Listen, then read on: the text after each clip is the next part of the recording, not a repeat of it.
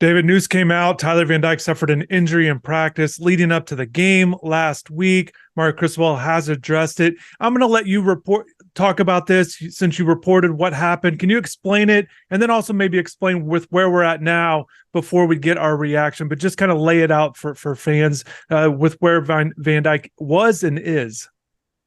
Yeah, so my understanding is last week, so last Monday, Tuesday, I want to say Tuesday, but not 100% sure on that timeline. But early last week, my understanding is Tyler Van Dyke knocked his hand on a defensive lineman's helmet during, 11 on 11 work on his follow through.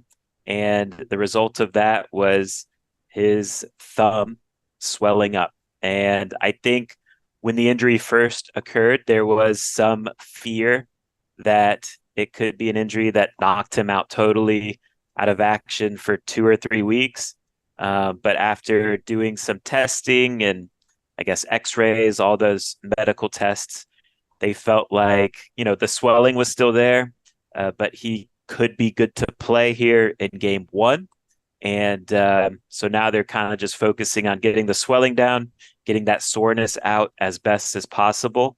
And so I do expect him to play in game one.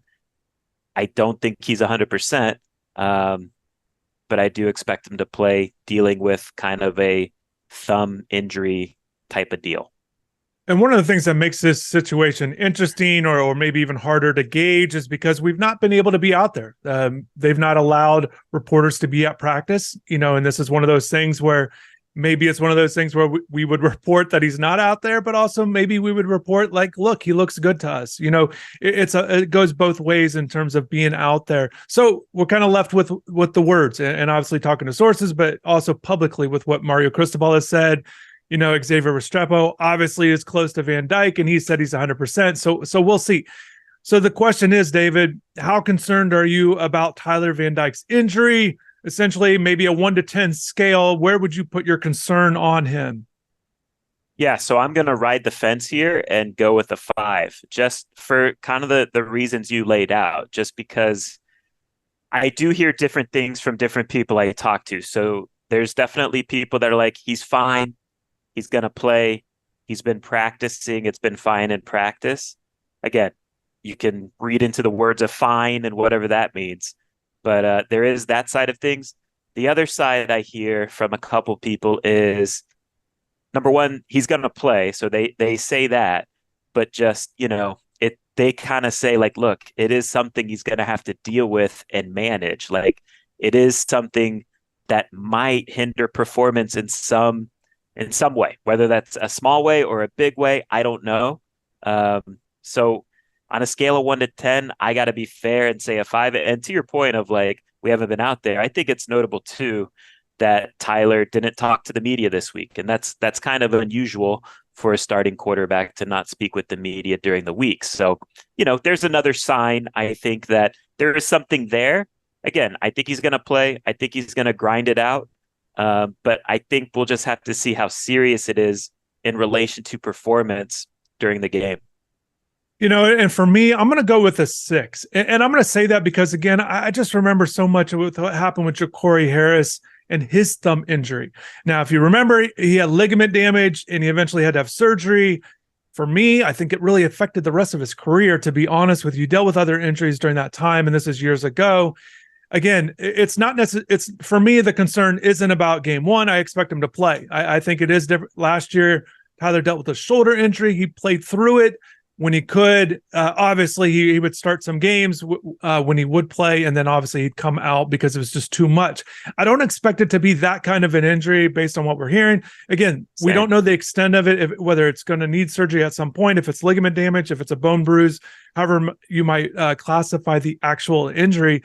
But I think it's going to be something that can affect him with his play. And to me, that's where the concern comes, because you need Tyler. David, we both did this earlier when we said he's the most, the player with the most to prove. I also think this season is riding on the success of Tyler Van Dyke in the passing game and getting back to what he looked like in 2021.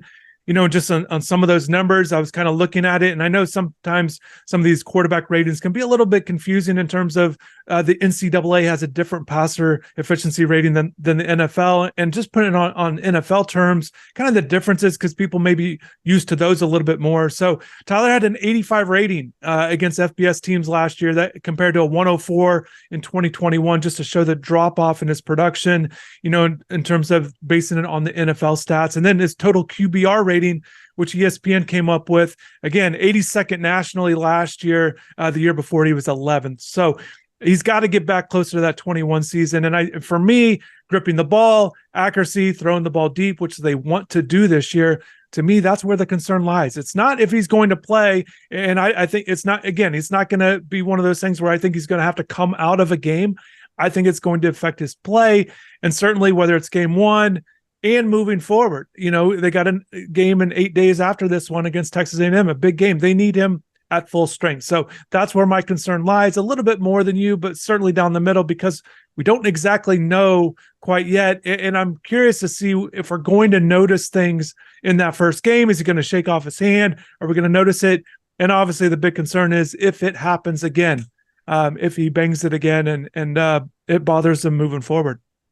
Yeah, it's all about performance, right? Like you said, I think everyone expects him to play and attempt to play, but what is the performance? What does it look like when he's out there throwing the ball around? And I think, adding to your point, it is concerning, when you look at the depth chart. And I'm of the understanding that Emory Williams, the true freshman, probably would be the number 2 guy coming in. He would be the backup. And, I think Emory's done a good job, but it's not ideal for most programs to throw a true freshman quarterback in there early in his career. So not saying things might get to that point, but it is just something to know. The backup quarterback does matter. And that's who I'm of the understanding who Miami would go with if something more serious happened to Tyler, or he's just unable to perform at the necessary level. And David, we saw this last year, so it's worth discussing. We saw 2 backup quarterbacks have to go in there because Tyler dealt with an injury. So we just went through this last year, and obviously Tyler was affected by injury, even after he came back after sustaining that full injury. After that 6th, 7th game, you count the 7th game that he got hurt in, but after that, he dealt with it. So this is something Tyler's dealt with, the team has dealt with, and hopefully moving forward, it's not something that lingers, but again, it can happen again. You can bang it again. You can hit another defensive lineman in a game, whatever it might be. I think it'll be interesting if he's going to wear something on the thumb. Is he just going to, some sort of wrap or brace or taped it up?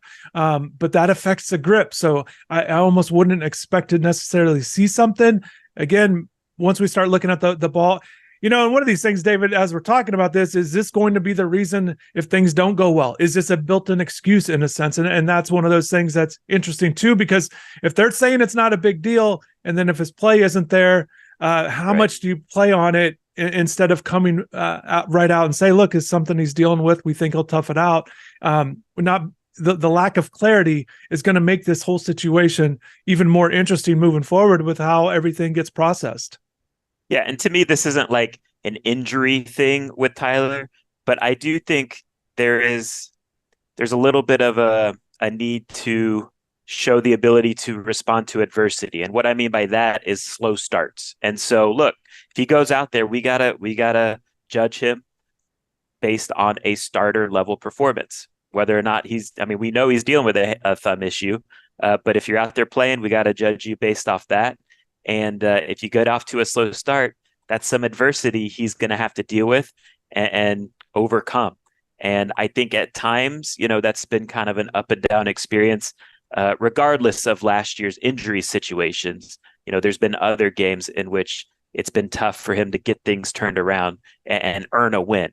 So I do think that's something to keep an eye on as well. And I think for the most part, although there is a lot of criticism and maybe some hope that he gets back or the discussion around him, especially with fans, I think a lot of people are trying to give him a pass for last season because of the offensive coordinator. The system didn't fit. He was good in 21. And I think a lot of people are trying to revert back to 21. And if this thing does not get off to a good start, he's going to not get that benefit of the doubt immediately, these first few games. So I think in terms of the concern, I think there's just a lot of pressure riding on Van Dyke to perform well, as you mentioned, because he's not going to be judged. He's not going to keep getting the benefit of the doubt. You're not going to keep saying, well, he's dealing with an injury, or, well, he's dealing with the coordinator. Eventually, the results are the results. And I think this is the year for him. It's certainly a big year. And again, as we mentioned, he is the player with the most to prove because of what happened last year. They do change it up. And again, he's got to get back to form. And if not, Miami's going to have another tough season, I believe. Big game, big year for Tyler. Friday night, it's definitely going to be interesting to monitor with all these different types of things.